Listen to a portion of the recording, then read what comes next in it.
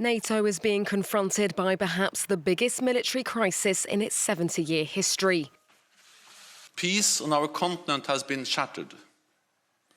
We now have war in Europe on a scale and of a type we thought belonged to history.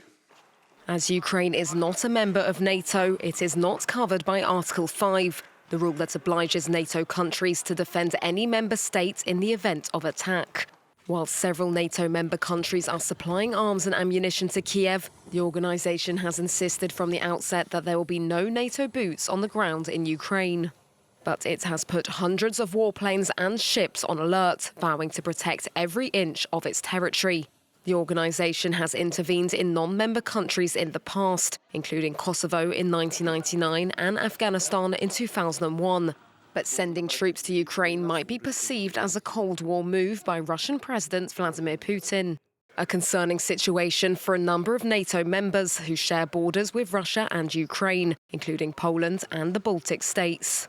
Instead, NATO has activated its defence plans, increasing the presence of its troops in member states on its eastern flank. This is a prudent and defensive step to protect and shield allied nations during this crisis. And it will enable us to deploy capabilities and forces, including the NATO response force, to where they are needed. Russia's invasion appears to be reinforcing the very things Putin regards as a threat: European unity and NATO's presence on the continent.